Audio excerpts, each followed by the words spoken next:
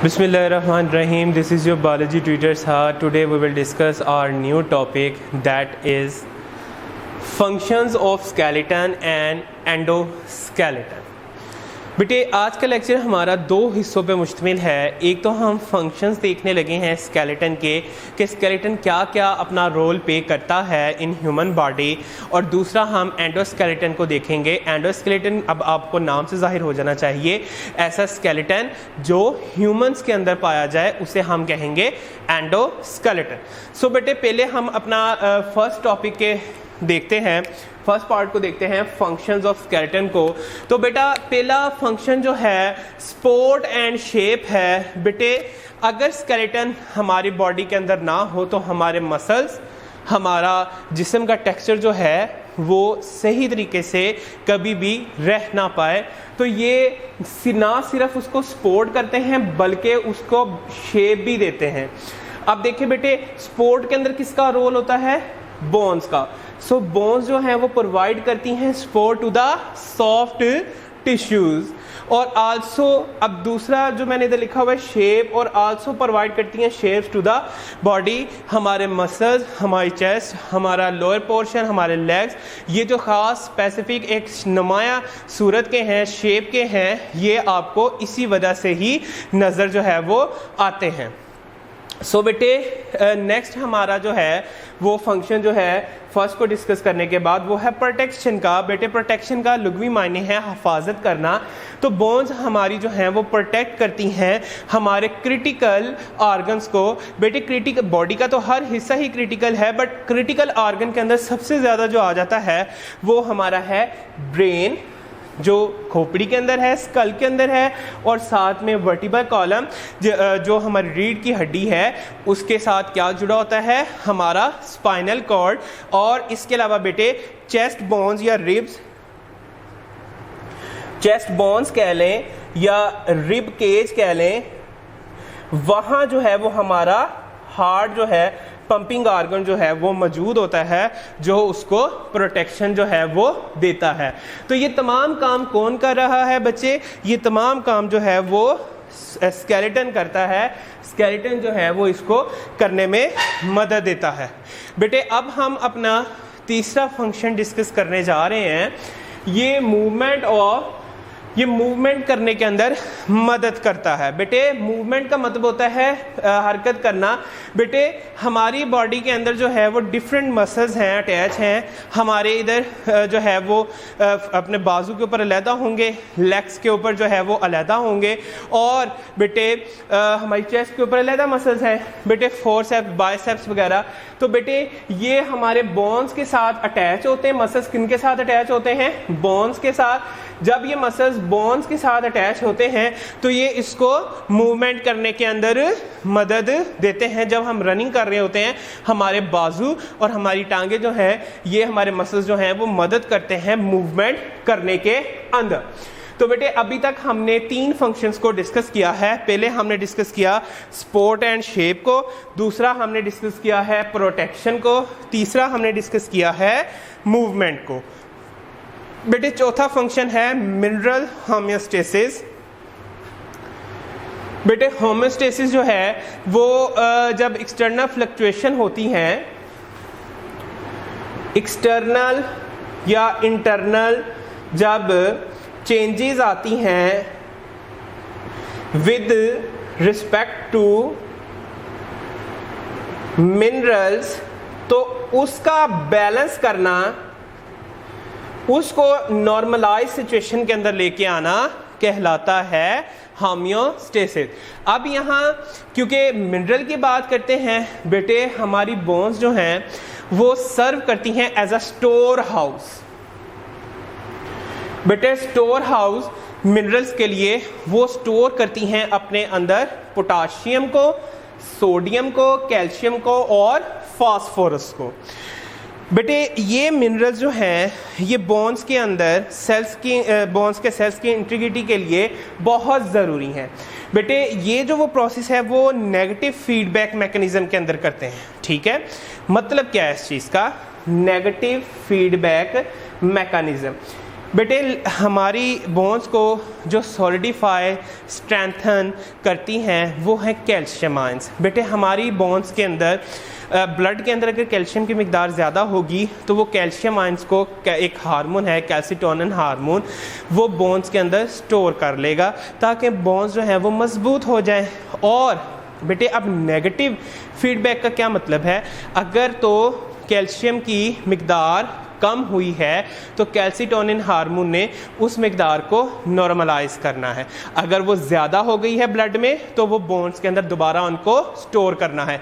किसी चीज़ का कम होना या बढ़ जाना उसको इक्वलाइज करना कहलाता है नेगेटिव फीडबैक मैकेनिज्म। सो इस तरीके से वो हार्मोन कैल्शियम के, जैसे मैंने एग्जांपल दी कैल्सिटोनिन हार्मोन, उसको रिलीज करके जो है वो मेंटेन कर देता है मिनरल्स को। तो बेटे यहाँ तक हमने 4 फंक्शंस को जो है वो डिस्कस कर लिया है। जो ये 4 फंक्शंस हैं ये बहुत ही ज़्यादा इम्पॉर्टेंट है। चौथा फंक्शन ख़ास तौर पर ये ज़्यादा इम्पॉर्टेंट है, MCQs भी इसमें से निकलता है। बेटे जो 5th है वो है ब्लड सेल प्रोडक्शन। बेटे जो बोन है स्केलेटन है उसकी बोन्स जो हैं वो प्रोवाइड करती हैं जगह जहाँ जो है वो प्रोड्यूस होते हैं वाइट ब्लड सेल्स और रेड ब्लड सेल्स। किस हिस्से के अंदर, बोन मैरो के अंदर। तो बेटे अब बोन मैरो क्या है ये सवाल आता है, जैसे मैंने एरो के साथ जाहिर भी किया है कि कनेक्टिव टिश्यूज जो कि बोन के अंदर मौजूद होते हैं उनको हम क्या नाम देते हैं, बोन मैरो। तो बेटे बोन मैरो के अंदर क्या प्रोड्यूस होते हैं, red blood cells, white blood cells.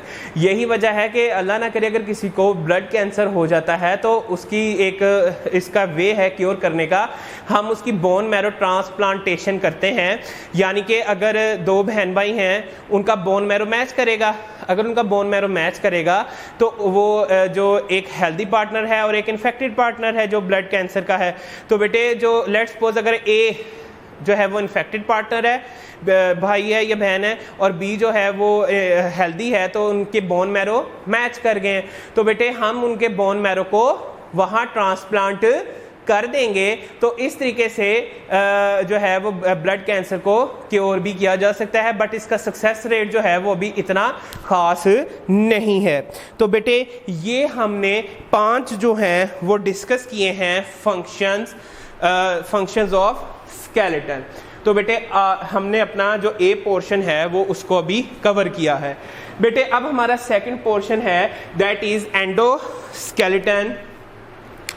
बेटे ऐसा स्केलेटन जो इनसाइड द बॉडी हो, इनसाइड द बॉडी हो, उसको हम एंडोस्केलेटन का नाम देते हैं। एंडो का मतलब होता है इनसाइड, ठीक है। तो बेटे इसकी एग्जांपल जो है वो है ह्यूमंस। तो बेटे जो एंडोस्केलेटन है वो 2 चीजों के ऊपर मुश्तमिल होते हैं, 2 टिश्यूज के ऊपर। एक का नाम है बोन्स, दूसरी का नाम है कार्टिलेज। तो बेटे बोन और कार्टिलेज जो है ये कंसिस्ट होते हैं, ये मुश्तमिल होते हैं लिविंग सेल्स पर, जो कि एम्बेडेड होते हैं एक प्रोटीन के सोल्यूशन के अंदर, मैट्रिक्स के अंदर, जिसका नाम है कोलेजन। तो आपको यहाँ से MCQs पता लग गया कि बोन और कार्टिलेज के जो कनेक्टिव टिश्यूज हैं उनके अंदर 2 चीज़ें होती हैं, वो 2 चीज़ों पर मुश्तमिल होते हैं, एक लिविंग सेल और दूसरा प्रोटीन मैट्रिक्स जिसका नाम क्या था बेटे, कोलेजन। अब आपको ये क्लियर हो जाना चाहिए कि इनके अंदर कौन सा मैट्रिक्स होता है प्रोटीन का, कोलेजन।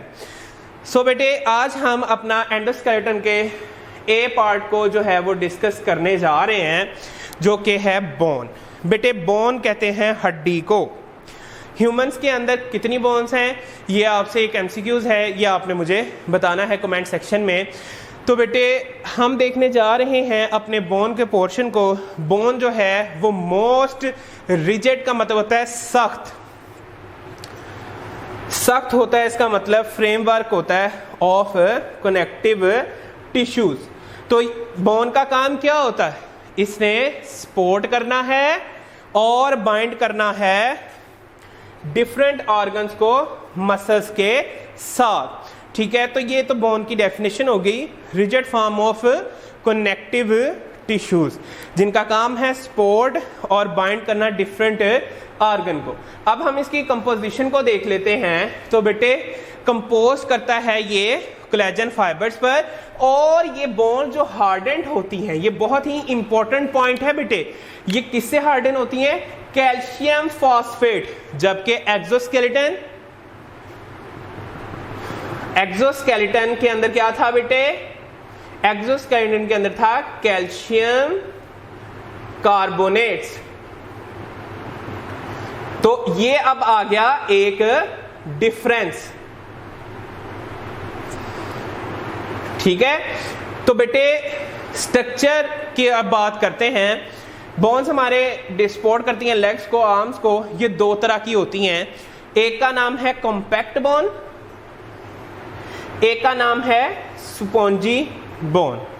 सो बेटे अब आपको यहां पता लग गया कि बोन्स की दो टाइप्स होती हैं कंपोजिशन के एतबार से। एक का नाम है कॉम्पैक्ट बोन और दूसरी का नाम है स्पॉन्जी बोन। तो बेटे जो कॉम्पैक्ट बोन है ये आउटर शेल ऑफ बोन है, ये मजबूत होता है और स्ट्रॉन्ग होता है। ये प्रोवाइड करता है मसल अटैचमेंट को बॉडी के ऊपर, ठीक है, ऑर्गन्स के ऊपर। जबकि स्पॉन्जी बोन ये एंटीरियर है, ये एंटीरियर है, ये लाइट, और आपको ये सुराख नजर आ रहे होंगे, ये इसको बोलते हैं पोरस, सुराखदार। बेटे इसके अंदर आपको ये रेड रेड नजर आ रही होंगी, इनको कहते हैं ब्लड वेसल्स। और बेटे इनके अंदर मौजूद होता है बोन मैरो। ये मैं किसकी बात कर रहा हूं? ये मैं बात कर रहा हूं स्पॉन्जी बोन के करैक्टर्स की। तो बेटे जब इनके पास बोन मैरो हो गया तो ये फिर कौन सी जगह है? For the production of blood cell, यानी कि red blood cell and white blood cell की प्रोडक्शन की साइट कौन सी है? Spongy bone. कौन सी है बेटी जी? Spongy bone. जबकि कॉम्पैक्ट बोन क्या है? ये आउटर है, ये डेंस होती है, स्ट्रॉन्ग होती है, और बेटा जी ये प्रोवाइड करती है साइट ऑफ मसल अटैचमेंट, और ये साइट ऑफ ब्लड प्रोडक्शन। ये बहुत ही इंपॉर्टेंट शॉर्ट क्वेश्चन है, इसको आपने अच्छे तरीके से कवर करना है। बेटे अब मैं आपके साथ एक बड़ी ही 3 इंटरेस्टिंग टर्म्स यूज करने लगा हूं बोन के रिलेटेड, बोन सेल से रिलेटेड। बेटे सबसे पहले है, याद रखना है, जहां भी स्टियो का वर्ड यूज होगा मतलब होगा कि ये बोन के रिलेटेड सेल्स हैं, ये बोन रिलेटेड सेल्स हैं, बोन रिलेटेड टर्म है। तो बेटे 3 टर्म्स में डिस्कस करूंगा, ओस्टियोब्लास्ट, ओस्टियोसाइट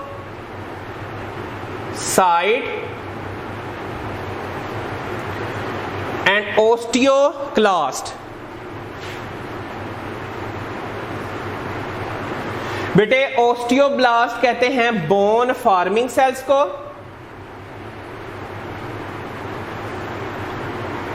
जो बोन्स के सेल्स को बनाते हैं। ओस्टियोसाइट का जहां वर्ड आएगा मैच्योर सेल्स, और जहां CLAST क्लास का वर्ड आ जाएगा उसका मतलब होगा कि वो बोन डिसॉल्विंग सेल्स हैं, बोन डिसॉल्विंग सेल्स। सो बेटे 3 टर्म्स को आपने ये बोन सेल्स के रिलेटेड मैंने आपके साथ डिस्कस किए हैं, याद रखना है। ये MCQs के तौर पर भी आ जाती हैं, ठीक है। तो बेटा जी आज हमने अपना function of skeleton, support and shape, protection, movement, mineral homeostasis और उसके बाद ब्लड सेल प्रोडक्शन देखा। फिर हमने एंडोस्केलेटन का पोर्शन स्टार्ट किया, जिसमें हमने देखा कि एंडोस्केलेटन ह्यूमंस के अंदर पाया जाता है, इसकी दो हिस्से हैं, बोन एंड कार्टिलेज। फिर हमने देखा कि ये दोनों किस पे मुश्तमिल हैं। फिर हमने बोन के पोर्शन को स्टार्ट किया, उसकी कंपोजिशन देखी है, स्ट्रक्चर देखी, और फिर हमने बोन फॉर्मिंग सेल्स के या बोन के सेल्स के बारे में पढ़ा है।